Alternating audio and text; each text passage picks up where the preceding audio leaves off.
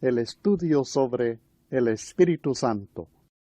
Vamos a examinar cada uno de estos frutos del Espíritu que el apóstol Pablo menciona en Gálatas 5, 22 al 23. Y espero que por medio de este estudio de estos diferentes atributos entendamos su significado y tengamos la capacidad de juzgarnos a nosotros mismos, de medir nuestra vida y comparar nuestra vida con estos atributos para ver si realmente manifestamos el fruto del Espíritu, y también que un mayor entendimiento de ellos nos ayuden a permitir que el Espíritu obre más poderosamente en nosotros para producir este fruto glorioso. Gálatas capítulo 5, versículos 22 al 23. Mas el fruto del Espíritu es amor, gozo, paz, paciencia, benignidad, bondad, fe, mansedumbre, templanza. Contra tales cosas no hay ley. Debemos entender que el fruto del Espíritu no son mandamientos, sino resultados. Son los productos naturales de la influencia del Espíritu Santo en la vida del hombre. Si andamos en el Espíritu, o sea, si somos guiados por el Espíritu, el resultado en nuestra vida será amor, gozo, paz, benignidad, bondad, fe, mansedumbre y templanza. Estos atributos son el resultado natural de ser guiados por el Espíritu. La importancia de que se produzca este fruto en nuestra vida debe ser evidente, porque si no se produce este fruto en nosotros, esta ausencia del fruto del Espíritu es evidencia que realmente no estamos bajo la influencia del Espíritu Santo. No digo esto para que juzguemos a los demás, sino para que nos consideremos a nosotros mismos, para que nos veamos, para ver si realmente este fruto del Espíritu está en nuestra vida, y si no, debemos tener cuidado, porque esto está revelando a nosotros mismos y a Dios que no estamos bajo la influencia del Espíritu Santo, sino todavía de la carne. Además, si no hay fruto en nuestra vida, estamos en peligro de ser rechazados por el Padre Celestial. En Juan 15, 1 al 8, la Biblia enseña claramente que si no producimos fruto para la gloria de Dios, seremos nosotros cortados y echados fuera. Así que vamos a examinar cada uno de estos atributos, cada uno de estos frutos del Espíritu que el apóstol Pablo menciona en Gálatas 5, 22 al 23. Y espero que por medio de este estudio de estos diferentes atributos entendamos su significado y tengamos la capacidad de juzgarnos a nosotros mismos, de medir nuestra vida y comparar nuestra vida con estos atributos para ver si realmente manifestamos el fruto del Espíritu, y también que un mayor entendimiento de ellos nos ayuden a permitir que el Espíritu obre más poderosamente en nosotros para producir este fruto glorioso. El primer fruto mencionado en Gálatas 5, 22 al 23 es el amor, uno de los resultados positivos e inconfundibles de la influencia del Espíritu Santo en la vida del cristiano es el amor. Pero sobre esto del amor hay mucha confusión, y el amor a que nos referimos ahora es un amor muy especial. El problema es que nosotros usamos la palabra amor con referencia a muchas diferentes emociones y sentimientos. Por ejemplo, hablamos del amor sensual, la pasión carnal realmente. Hablamos del amor de amigos, o sea, la amistad. Hablamos del amor entre parientes, el amor a Dios, el amor que tenemos para algún animal, y hasta el amor para ciertas comidas. En todo esto usamos la misma palabra, amor. Pero los griegos, gracias a Dios, usaban diferentes palabras para las diferentes clases de amor. La palabra que el Nuevo Testamento emplea en Gálatas 5:22 y en todos los textos que hablan del amor de Dios para con nosotros y el amor que nosotros debemos tener para Él y para los hombres es agape, A-G-A-P-E, agape. Esta clase de amor es muy especial, porque es un amor que no depende de lo que otra persona es, ni de lo que otra persona hace. no es un afecto natural. No es algo que sentimos hacia un amigo que nos agrada o nos atrae. Es algo basado en nosotros mismos, no en el objeto de nuestro amor. Sencillamente decidimos amar a una persona, pero no necesariamente porque sea amable. Al contrario, es posible que sea muy desagradable en su trato de nosotros. Este es el amor que debemos expresar aún al enemigo. En Mateo capítulo 5 versículos 44 al 48, nuestro Señor Jesucristo nos manda amar al enemigo y luego nos manifiesta la forma práctica como este amor se manifiesta al enemigo. Pero yo os digo, amad a vuestros enemigos. Fíjese cómo. Bendecid a los que os maldicen. Haced bien a los que os aborrecen. Orad por los que os ultrajan y os persiguen. Luego dice en el versículo 47, y si saludáis a vuestros hermanos solamente, ¿qué hacéis de más? ¿No hacen también así los gentiles? Sed pues vosotros perfectos, como vuestro Padre que está en los cielos es perfecto. Estas son las formas en que nosotros manifestamos el amor aún al enemigo. Decidimos que vamos a bendecir a aquellos que nos maldicen. Tal vez no sentimos ningún buen sentimiento hacia aquella persona, pero deseamos bendecirlos, deseamos amarlos. Decidimos que aunque una persona nos aborrece, le vamos a hacer bien. Es una decisión que no se funda en lo que el otro hace, sino en lo que nosotros hemos decidido hacer con la ayuda de Dios. El amor, este amor agape o agape, tiene su origen en Dios mismo. Dice el apóstol Juan en 1 Juan 4, versículo 7, el amor es de Dios.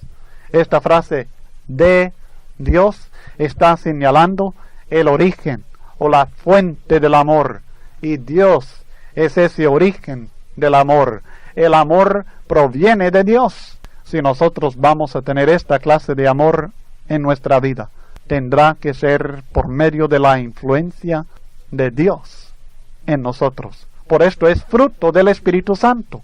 En cuanto a nuestro amor a Dios, la Biblia dice claramente en 1 Juan 4, 19, nosotros le amamos a Él porque Él nos amó primero. Amamos a Dios como fruto del amor a Dios hacia nosotros. Dios nos amó y produjo en nosotros el amor hacia Él. Nuestro conocimiento de esta clase de amor depende de conocer el amor de Dios manifestado en la vida y la muerte de Jesucristo. Así se conoce el amor de Dios. En 1 Juan 3, 16, en esto hemos conocido el amor, en que Él puso su vida por nosotros. Y el poder de este ejemplo es también la verdadera causa de nuestro amor hacia otras personas que necesitan nuestra ayuda. 1 Juan 3, 16. En esto hemos conocido el amor, en que Él puso su vida por nosotros, también nosotros debemos poner nuestras vidas por los demás. El amor produce el amor. Cuando sembramos el verdadero amor, el fruto será el mismo. Cuando permitimos que el amor de Dios sea sembrado y cultivado en nuestros corazones, se producirá en nosotros como fruto este mismo amor. El amor divino es derramado en nuestros corazones por el Espíritu Santo que Dios nos da. Romanos 5, versículo 5. Así que el verdadero amor resulta de haber nacido de Dios, 1 Juan 4, 7, y de conocer a Dios, 1 Juan 4, 7 al 8. Ya hemos aprendido en cuanto a la importante obra del Espíritu Santo en nuestro nuevo nacimiento, del agua y del Espíritu.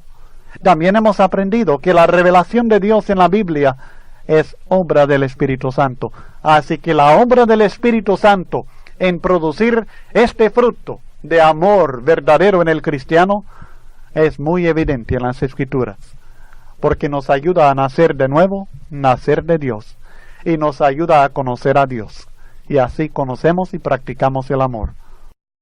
Pero no olvidemos que este amor no es un mero sentimiento, no es meramente una emoción, es algo muy práctico, muy real, manifestamos el amor en una forma muy práctica. Manifestamos el amor a Dios por nuestra obediencia a sus mandamientos. Manifestamos el amor a nuestros hermanos por ayudarles en sus necesidades. Manifestamos nuestro amor al enemigo cuando hablamos bien de aquel que habla mal de nosotros, cuando hacemos bien al que nos aborrece, cuando oramos por los que nos ultrajan o persiguen y cuando los saludamos con amor. Y en 1 Corintios 13, 4 al 7, la Biblia nos revela mucho en cuanto a lo práctico que es el amor, en cuanto a la manera en que el amor reacciona en diferentes circunstancias que se presenten en la vida cotidiana del cristiano. En 1 Corintios 13, 4 al 7, la Biblia dice, el amor es sufrido, es benigno. El amor no tiene envidia, el amor no es jactancioso, no se envanece, no hace nada indebido, no busca lo suyo, no se irrita, no guarda rencor, no se goza de la injusticia, mas se goza de la verdad. Todo lo sufre, todo lo cree, todo lo espera, todo lo soporta. Este es el amor que es verdadero fruto del Espíritu Santo. Es muy fácil comparar su vida con esta descripción práctica del amor en acción. Para amar así, necesitamos, mi estimado hermano, la ayuda de Dios. Producir esta clase de amor en nosotros es parte de la maravillosa obra del Espíritu Santo, porque el amor es fruto del Espíritu. El segundo atributo mencionado como fruto del Espíritu es el gozo. El gozo, el deleite, el regocijo. Todo esto realmente describe uno de los atributos de Dios mismo. Y es lamentable que casi nunca pensamos de nuestro Dios en estos términos. ¿No es cierto? Cuando pensamos en Dios, casi siempre estamos pensando en su poder maravilloso, o su majestad, o que es nuestro juez, o que es creador, o en términos muy serios. Pero la Biblia nos revela que Dios siente verdadero gozo. Aun cuando se habla del Hijo de Dios, la mayoría de las personas casi nunca piensan en su gozo. Para muchas personas sería, casi blasfemia pensar de Jesucristo riéndose. Son muy pocos los cuadros que me agradan, porque son muy pocos los cuadros que lo representan riéndose, o aún con una sonrisa en los labios. Quizá por esto mismo muchas personas creen que el ser discípulo de Cristo y gozar de la vida sean cosas contradictorias, que no es posible ser seguidor de Cristo y realmente estar alegre, gozar de la vida. Pero se equivocan gravemente, porque el gozo verdadero es posible únicamente como resultado de ser guiado por el Espíritu Santo de Dios. El apóstol Pablo menciona la fe, la esperanza y el amor como tres grandes atributos en la vida cristiana, pero personalmente estoy seguro que si hubiera agregado un cuarto atributo, habría sido el gozo. El gozo del siervo de Dios es un tema que surge y resurge muchas veces en la palabra de Dios. Siervos de Dios gozaron en el Señor mismo, en la ocasión de la encarnación de Cristo, que el Señor se hizo carne, en el poder del Señor, gozaron que Cristo ascendió al Padre, en el triunfo de Cristo, al escuchar el Evangelio, por la salvación, que su nombre está inscrito en los cielos, por su libertad en Cristo, por la esperanza que Dios nos da, el galardón celestial, por la obediencia y la conducta de otros cristianos, por la proclamación de Cristo, por la ciega del Evangelio, por sufrir con Cristo, por sufrir en la causa del Evangelio. Gozaron en persecución, en pruebas, en aflicciones, en la manifestación de la gracia de Dios, en la reunión con otros cristianos, al recibir manifestaciones de amor y comunión cristiana de otros hermanos. Gozaron en el gozo de otras personas. Y la Biblia aún dice que la fe produce gozo. Como usted puede ver, no se trata de un gozo superficial, no se trata de un gozo que dependa de las circunstancias de la vida, sino de algo que es parte del verdadero carácter de uno. El gozo del cristiano no se encuentra en cosas materiales y pasajeras que cambian de un momento para otro, su fuente es Cristo Jesús. El gozo verdadero es fruto del Espíritu Santo. Si su vida no está llena de gozo, si usted es pesimista, si usted solamente puede ver lo malo y solo lo pasa triste, usted todavía no tiene el fruto del Espíritu en su vida y necesita dejar que el Espíritu le guíe para ver desde el punto de vista de Dios y aprender a gozar de la vida que Dios nos ha dado, una vida abundante que Cristo provee para nosotros. Hemos llegado a la paz. La base fundamental para tener paz en su vida es estar seguro que Dios nunca le va a abandonar. Esta fue la base de la paz de Cristo Jesús, cuando en las últimas horas de su vida fue abandonado por sus apóstoles, negado por uno de ellos, traicionado por otro y falsamente acusado por los jefes de la nación que vino a salvar. En Juan capítulo 16, versículo 32, Él declaró a sus apóstoles allí en el aposento alto: He aquí la hora viene, y ha venido ya, en que seréis esparcidos cada uno por su lado, y me dejaréis solo. Mas no estoy solo, porque el Padre está conmigo. Juan 16, 32.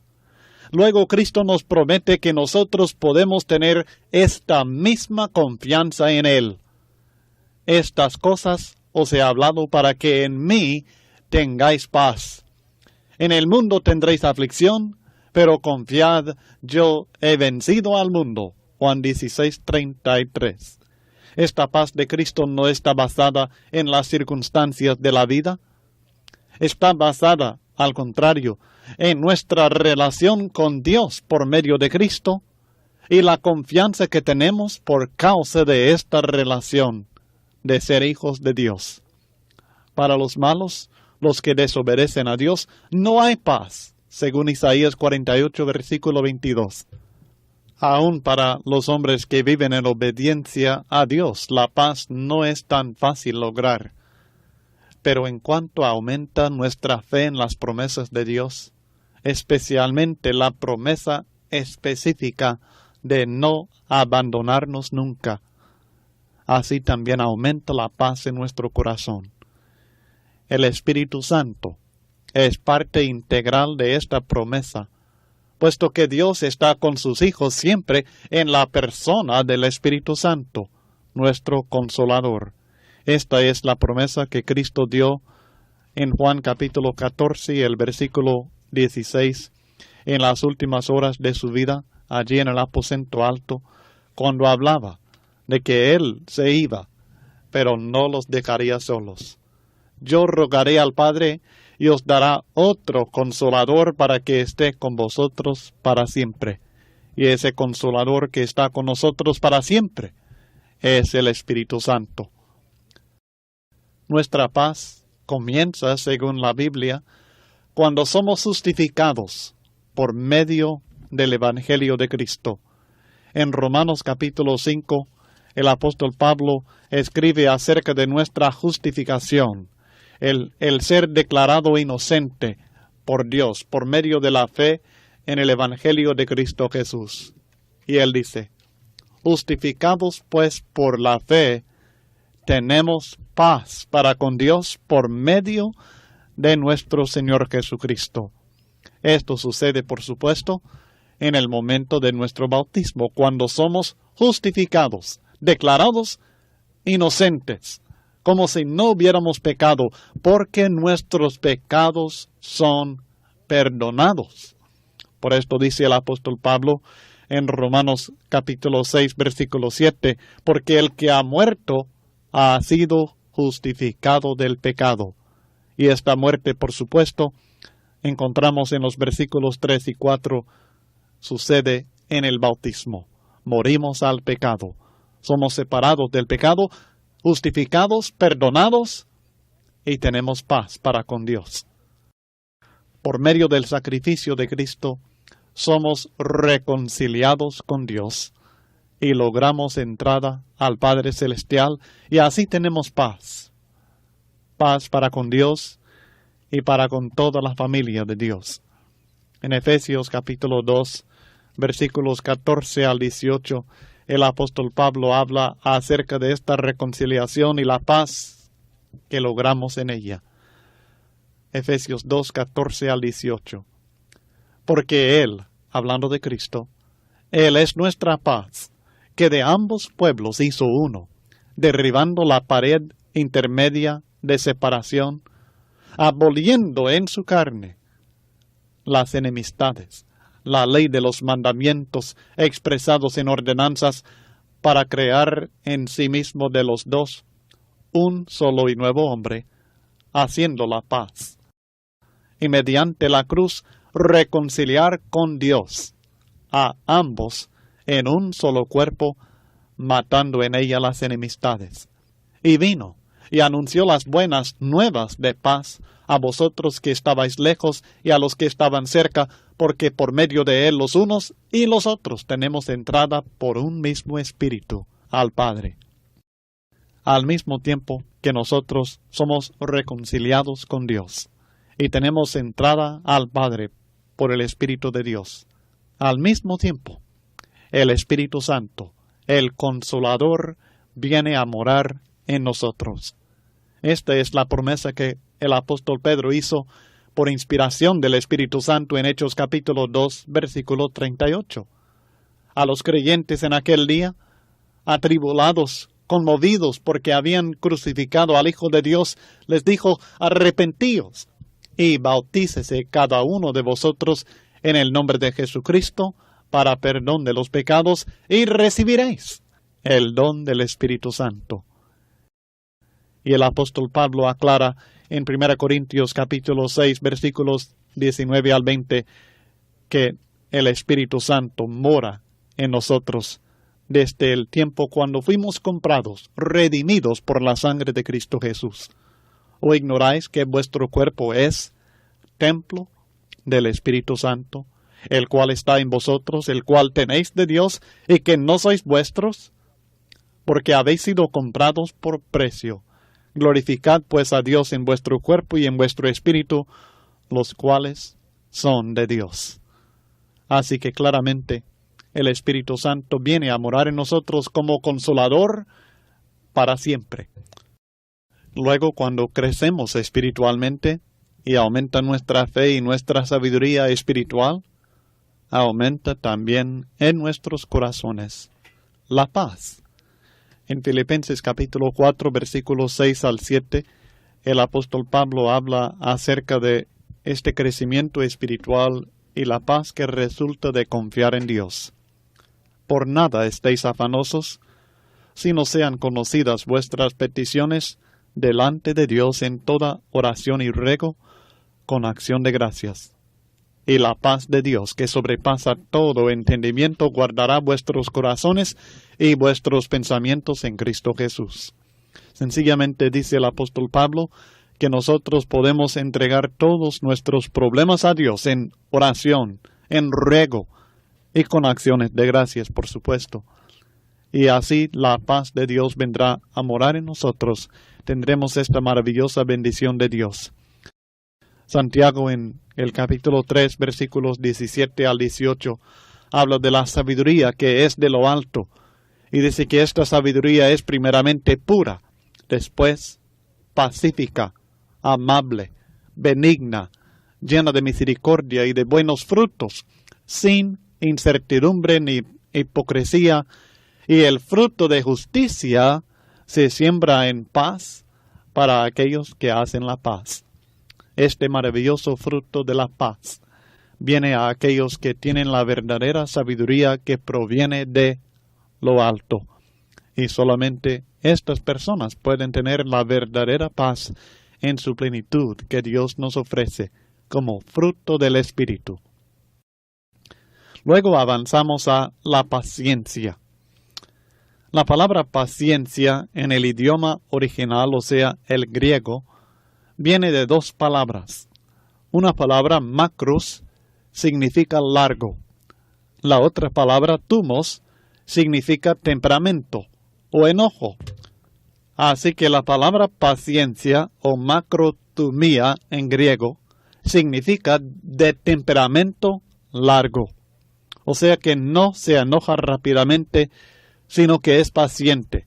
La paciencia es la capacidad de soportar personas que nos maltratan. Es sufrir el maltrato o acciones desagradables de otras personas por largo tiempo, sin perder el dominio de su ira o indignación. Tener paciencia con otras personas no es un atributo natural en el ser humano, y por esto no es algo que observamos con mucha frecuencia en el mundo. Cuesta mucho desarrollar este atributo en su carácter. Así que podemos dar gracias a Dios que nosotros tenemos ayuda divina para lograr este fruto en nuestras vidas como resultado de la influencia del Espíritu Santo en nosotros, el fruto del Espíritu. La paciencia es una verdadera bendición de Dios, porque si no tenemos este carácter paciente con los demás, en sus errores y flaquezas y su carácter desagradable, otras personas robarán toda la felicidad de nuestras vidas, con sus errores y con sus flaquezas y con desagradarnos y molestarnos. Es imposible evitar personas desagradables. Es imposible evitar personas imperfectas. Y si estas personas nos provocan con facilidad, el resultado será que pasaremos toda la vida enojados, disgustados y quejándonos.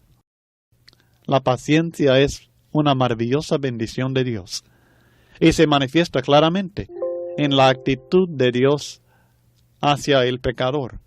En Romanos capítulo 5 es una verdadera bendición de Dios, porque si no tenemos este carácter paciente con los demás, en sus errores y flaquezas y su carácter desagradable, otras personas robarán toda la felicidad de nuestras vidas, con sus errores y con sus flaquezas y con desagradarnos y molestarnos.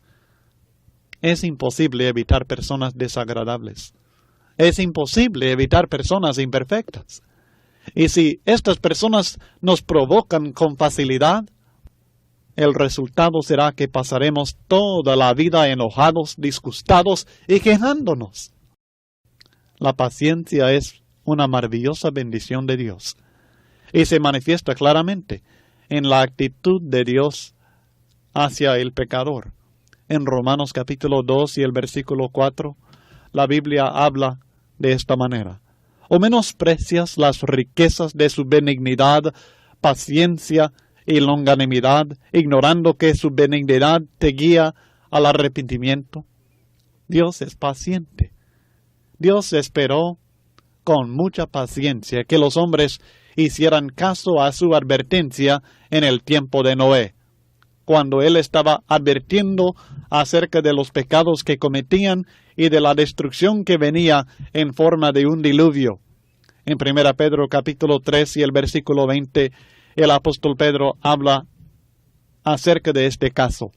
Los que en otro tiempo desobedecieron, cuando una vez esperaba la paciencia de Dios en los días de Noé, mientras se preparaba el arca, en la cual pocas personas, es decir, 8, fueron salvadas por agua. Dios no quería salvar solamente a Noé y su familia. Él quería salvar a todos, pero desobedecieron. En el caso de Saulo de Tarso, conocido por nosotros como el apóstol Pablo, Dios manifestó su paciencia en forma muy gráfica, como ejemplo para todos nosotros de su clemencia y su deseo de perdonarnos a todos.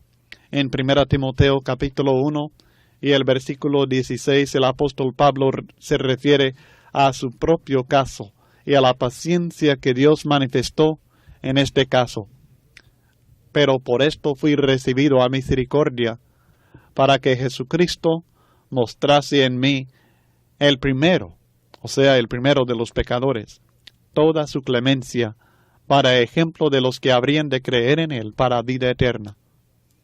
Pablo dice: yo había sido blasfemo, perseguidor, injuriador, mas fui recibido a misericordia porque lo hice por ignorancia en incredulidad.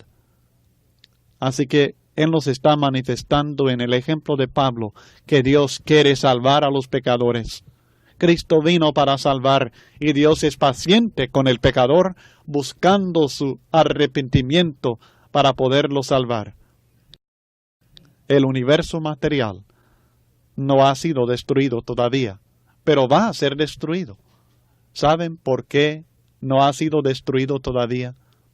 Porque Dios es paciente y está esperando que otras almas se arrepientan antes que sea demasiado tarde. Esto es lo que el apóstol Pedro enseña en 2 Pedro capítulo 3, en los versículos 9 y 15.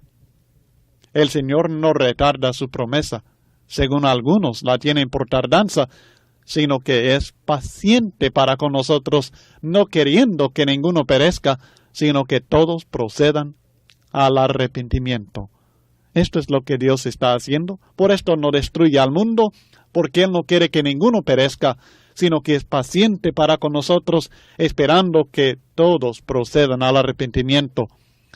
Y el versículo 15 declara, y tener entendido que la paciencia de nuestro Señor es para salvación. Es para salvación que Dios espera, y espera con mucha paciencia. Esta es la paciencia.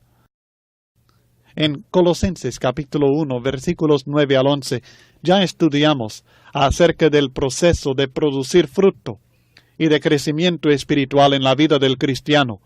Y en el versículo 11 encontramos que el resultado es que somos fortalecidos con todo poder conforme a la potencia de su gloria para toda paciencia y longanimidad.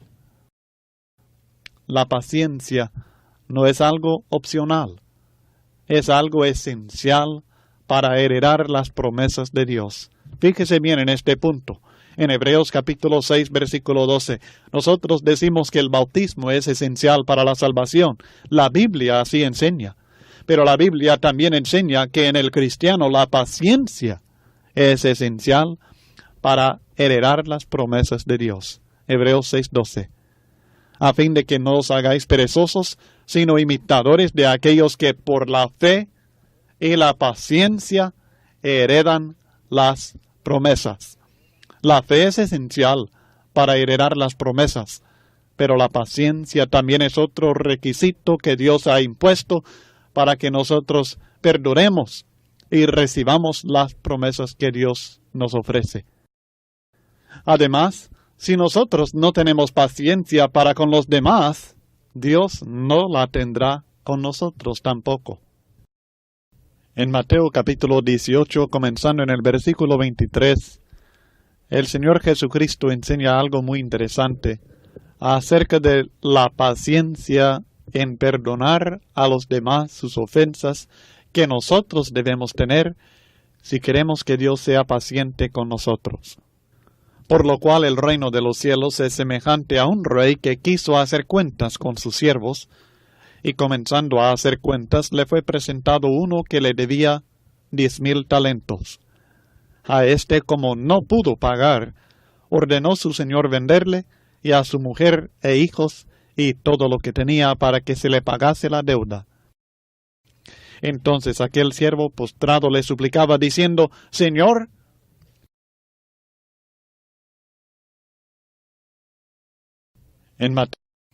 Entonces aquel siervo postrado le suplicaba, diciendo, Señor, ten paciencia. Fíjese en la palabra, ten paciencia conmigo, y yo te lo pagaré todo.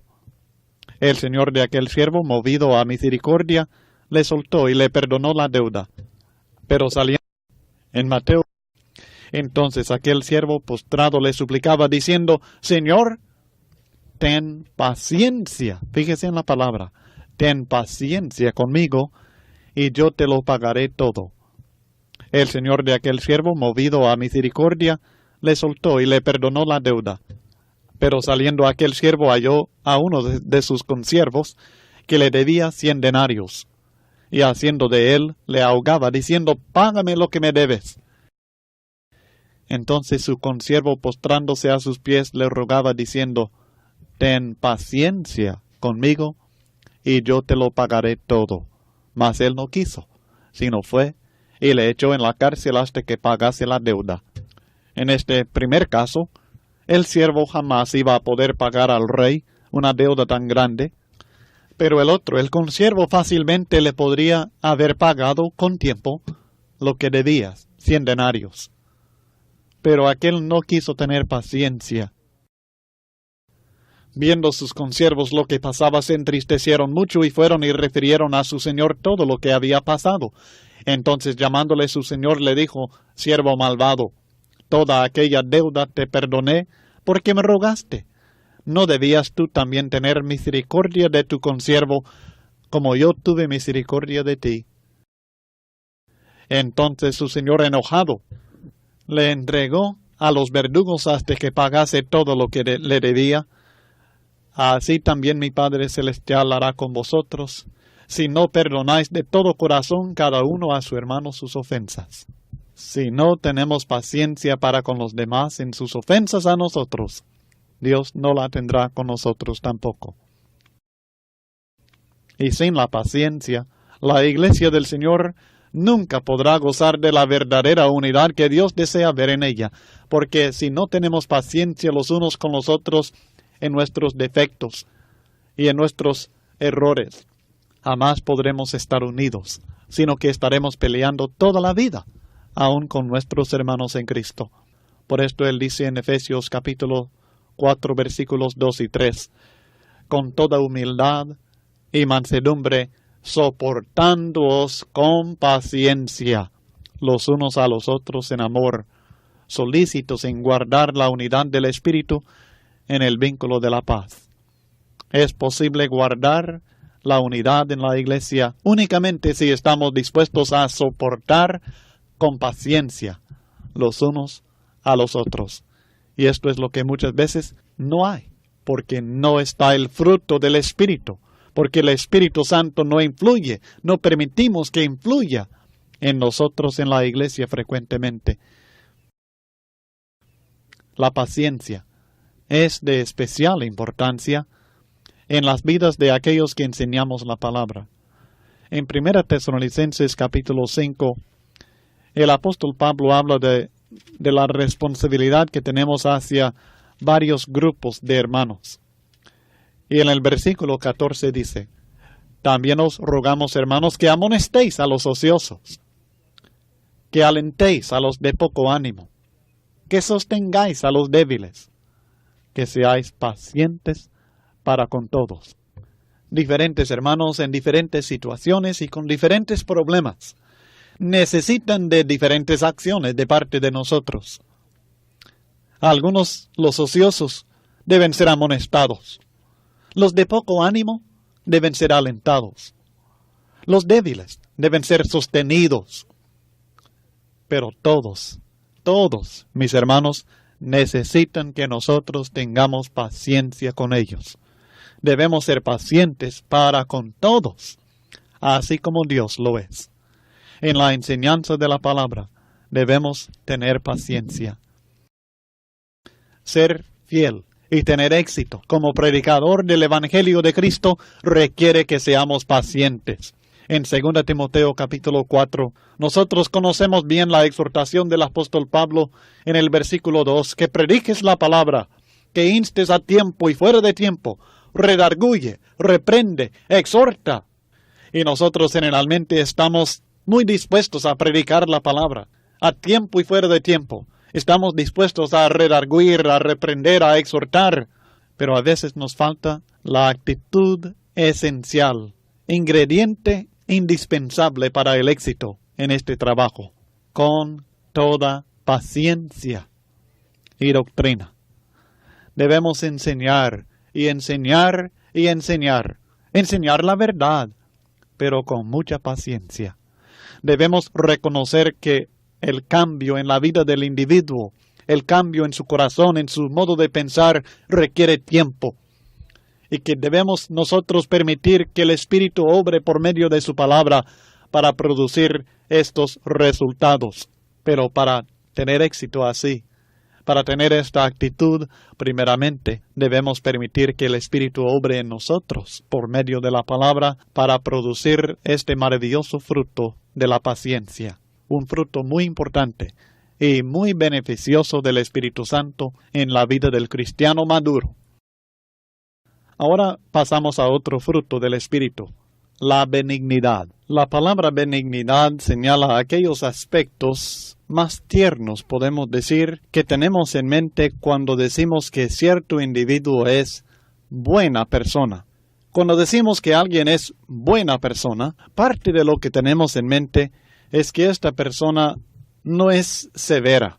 En Romanos capítulo 11, versículo 22, esta misma palabra griega, krestotes, traducida aquí benignidad, en Romanos 11, 22, se traduce bondad. Y en Romanos 11, 22, está en contraste con la severidad de Dios. Tenemos que tomar en cuenta la severidad de Dios y la bondad de Dios. La severidad en contraste con la bondad, o sea, con la ternura de Dios. La benignidad no es aquella cualidad moral, o sea, lo bueno que se opone a lo malo, sino que es ser bueno con otra persona, en el sentido de ser tierno con aquella persona, de manifestar compasión y gracia a aquel individuo.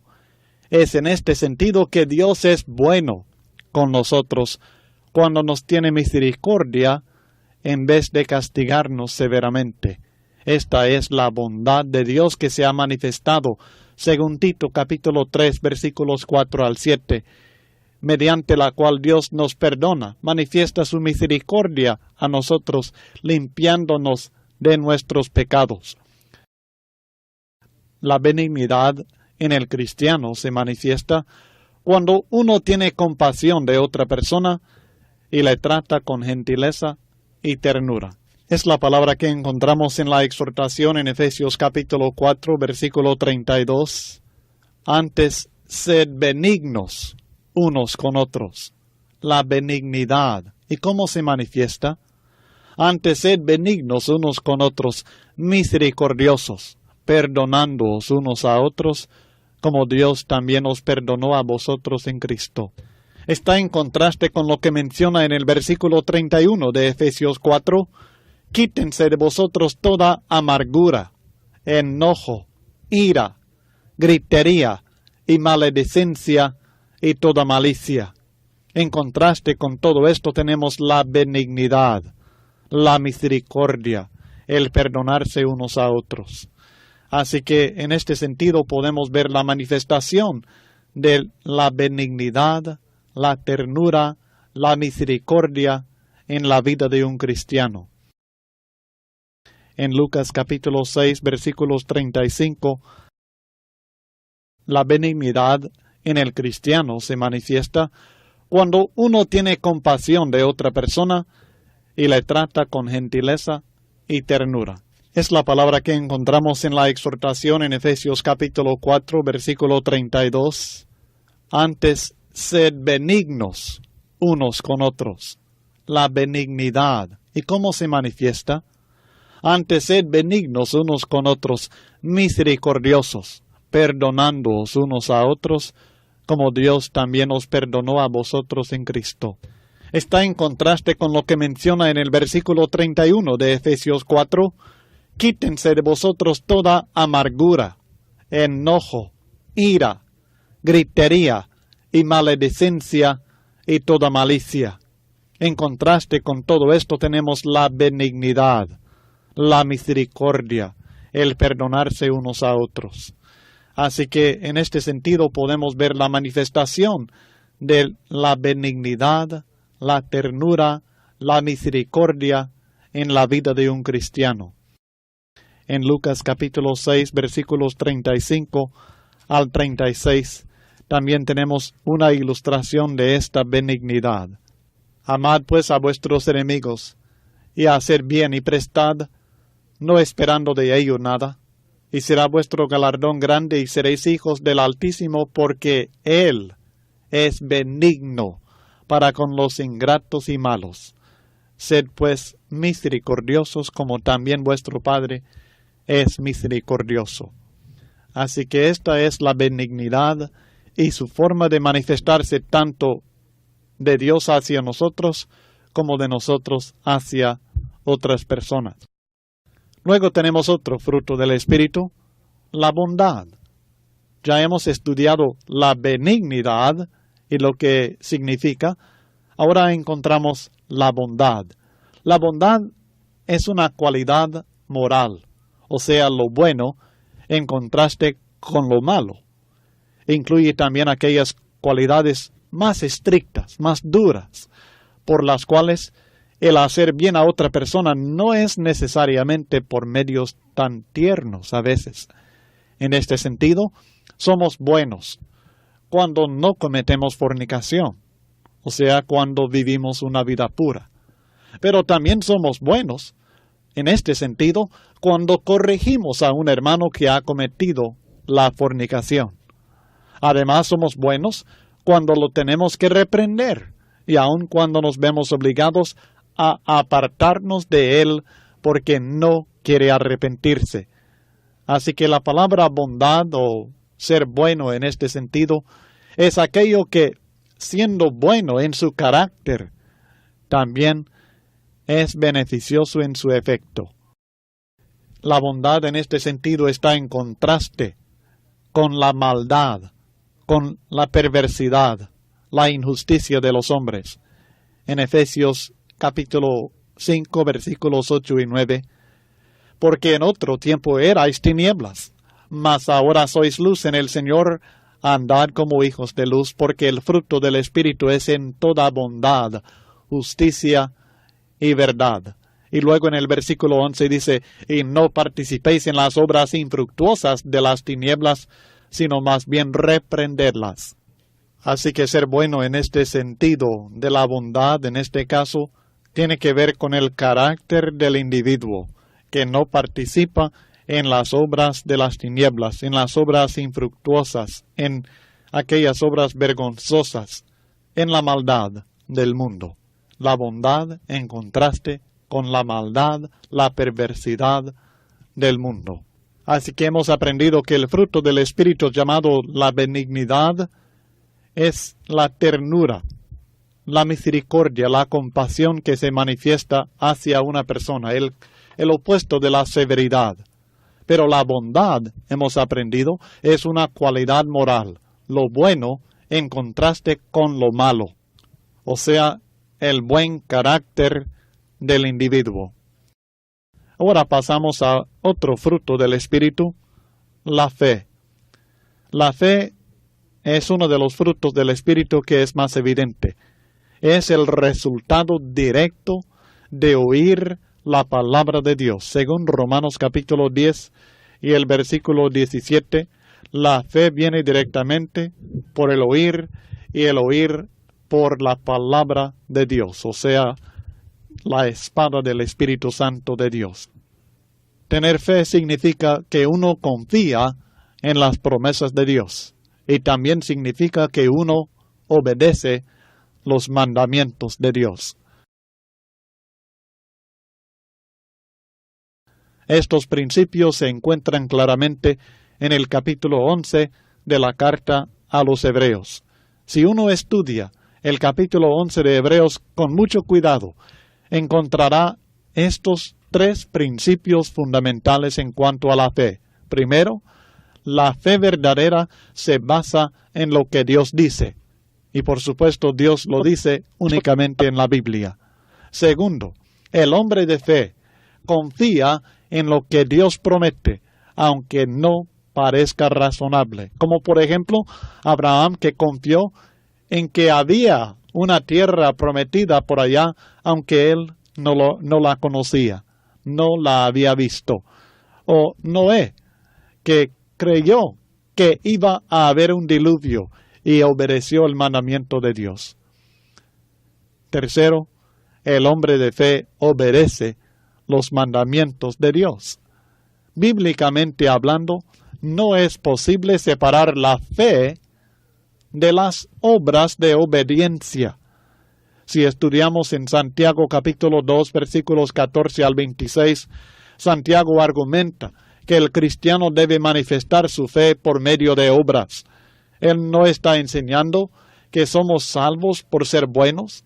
Está argumentando y presentando pruebas escriturales de que nosotros tenemos que ser obedientes para tener el favor de Dios. Si no obedecemos, no vamos a ser justificados, porque la fe que justifica es una fe obediente, una fe que obra, una fe que hace lo que Dios dice. 3 principios. La fe se basa en lo que Dios dice.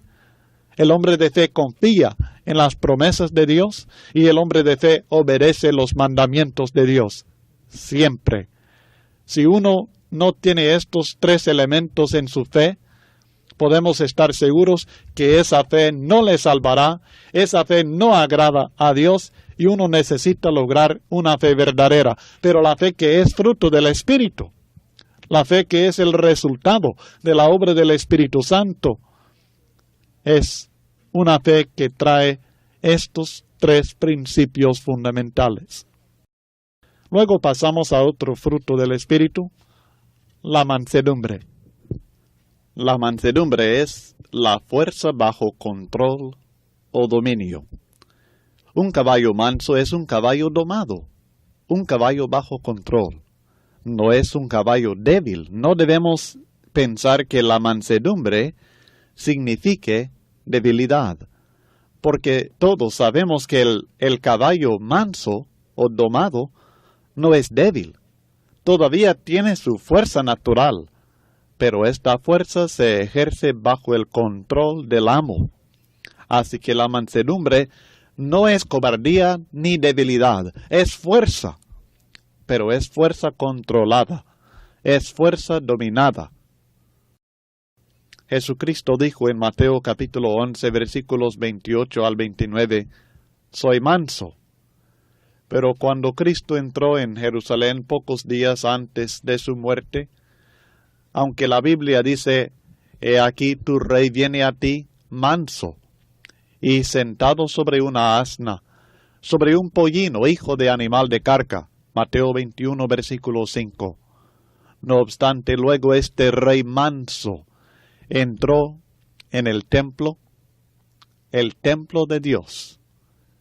Y estando en este templo del Señor, Jesucristo echó fuera a todos los que vendían y compraban en el templo, y volcó las mesas de los cambistas y las sillas de los que vendían palomas. Mateo 21, versículo 12. Ahora, pregunto, ¿cuántos cobardes débiles conoce usted que harían tal cosa? Claro que ninguno. Jesucristo tenía fuerza, pero Él mantenía esta fuerza bajo el control, o sea, el dominio de la voluntad de Dios. En nuestro caso, bajo el dominio del Espíritu Santo. La actitud del manso se manifiesta hacia Dios como sumisión. La actitud del manso hacia la enseñanza, las instrucciones, los mandamientos de Dios, es una de sumisión, porque el manso acepta las instrucciones de Dios y además de aceptarlas, las practica. En Santiago capítulo 1, versículo 21, la Biblia dice, «Por lo cual, desechando toda inmundicia y abundancia de malicia, recibid con mansedumbre la palabra implantada, la cual puede salvar vuestras almas». Nos exhorta Santiago a recibir con mansedumbre la palabra implantada para ser salvos por medio de ella. La actitud del manso hacia la voluntad o las instrucciones de Dios presentadas en la Biblia es una de sumisión. El manso acepta estas instrucciones divinas. La actitud del manso también se manifiesta en la forma de instruir a los demás, como también en la manera en que corrige los errores doctrinales, morales y espirituales de otras personas. Si se trata de hermanos cristianos o si se trata de amigos nuestros, se conoce bien al manso por medio de la actitud que manifiesta cuando instruye y cuando corrige los errores de los demás. El manso nunca va a hablar a otra persona en un tono sarcástico y pésimo. Esto es algo muy importante, mis estimados hermanos. El mundo y nuestros hermanos van a saber si nosotros realmente estamos llenos del Espíritu Santo de Dios, si realmente somos guiados por el Espíritu de Dios, si llevamos o no el fruto del Espíritu. Y parte de este fruto espiritual es la mansedumbre. Y la mansedumbre se manifiesta especialmente en nuestra actitud hacia los demás en sus errores.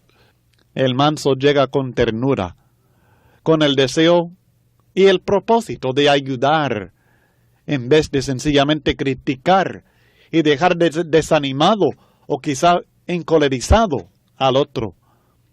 Usted ha visto esta actitud que daña en vez de ayudar. Se considera. El manso se considera a sí mismo y sabe que él mismo bien pudiera cometer quizá los mismos errores o peores y por tanto no juzga injusta ni duramente. En 2 Timoteo 2, 24 al 26, el apóstol Pablo, por inspiración del Espíritu, describe al siervo del Señor. Porque el siervo del Señor no debe ser contencioso, sino amable para con todos, apto para enseñar, sufrido, que con mansedumbre corrija a los que se oponen. Por si quizá Dios les conceda que se arrepientan para conocer la verdad y escapar del lazo del diablo, en que están cautivos a voluntad de él. Corregir con mansedumbre. Esto no significa que vamos a hacer caso omiso a los errores de los demás de ninguna manera. No les hacemos ningún favor con hacer caso omiso a sus errores. Pero el manso corrige de una manera amoroso, de una manera amable, no contencioso. En Gálatas capítulo 6, versículo 1, nos exhorta: hermanos, si alguno fuere sorprendido en alguna falta, vosotros que sois espirituales, restauradle con espíritu de mansedumbre, considerándote a ti mismo, no sea que tú también seas tentado. El manso reconoce lo delicado que es tratar el problema del pecado en la vida de otro cristiano. Si nosotros no actuamos con mansedumbre, fácilmente podemos desanimar al hermano que estamos tratando de animar. Hermanos, no hay actividad más importante en la Iglesia de Cristo Jesús que esto de corregir y restaurar a nuestros hermanos débiles y nuestros hermanos que se han desviado del camino de Dios. En muchos casos, la Iglesia ni siquiera se esfuerza por buscar y restaurar a estos hermanos.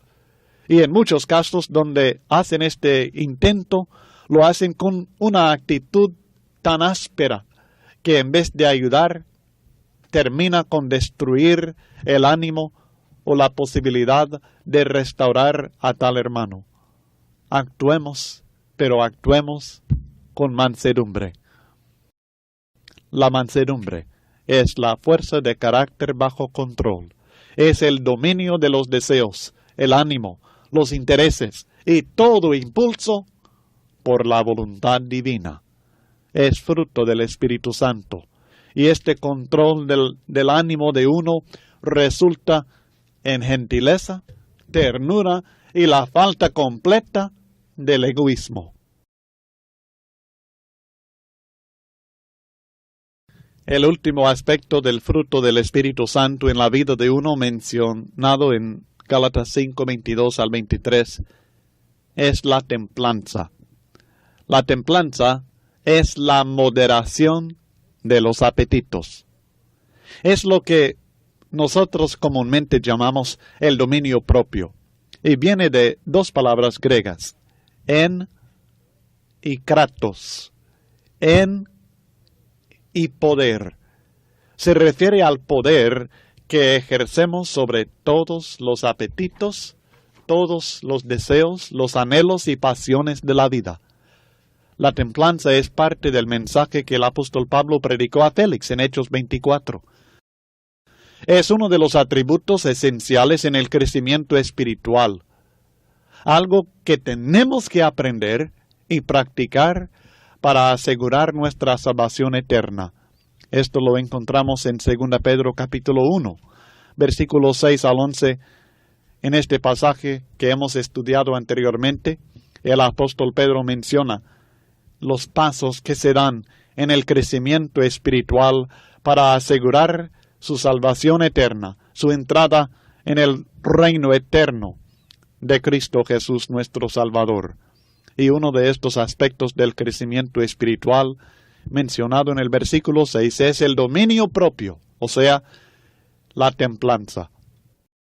A esto se refiere también el apóstol Pablo en 1 Corintios 9, versículos 25 al 27, cuando dice: todo aquel que lucha de todo se abstiene.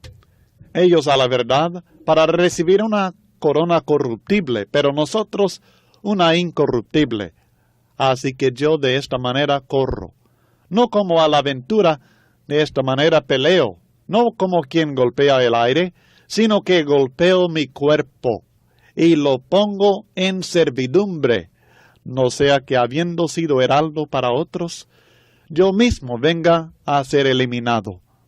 Pablo reconocía bien la necesidad de dominar el cuerpo, del dominio propio, de la templanza, de la moderación en todos los apetitos y los anhelos y las pasiones de la vida. Él reconocía que el cuerpo tenía que ser puesto en servidumbre, si no, uno podría resultar como el siervo, el esclavo de las pasiones carnales. La falta de este fruto del Espíritu significará la destrucción inevitable de nuestras vidas. En Proverbios 25, versículo 28, la Biblia declara: como ciudad derribada y sin muro es el hombre cuyo espíritu no tiene rienda. ¿Cuántas personas conoce usted que viven dando rienda suelta a sus pasiones? Estos hombres son como ciudad derribada y sin muro. Son como ciudad sin defensa, ciudad destinada a la destrucción absoluta. El hombre que no lleva este fruto del Espíritu en su vida está destinado a la destrucción. El dominio propio es esencial como parte de la vida cristiana, la vida victoriosa. Una pregunta, mi hermano: ¿abunda el fruto del Espíritu en su vida? Cada cristiano debe hacer un examen cuidadoso del fruto que se está produciendo en su vida. Y si su vida no se caracteriza por el fruto del Espíritu que hemos estudiado, puede estar bien seguro que usted no está permitiendo la debida influencia del Espíritu Santo en su vida, porque cuando influye el Espíritu Santo en la vida de uno debidamente, se produce el fruto del Espíritu. Si el fruto es malo, algo anda mal en el árbol, algo muy peligroso.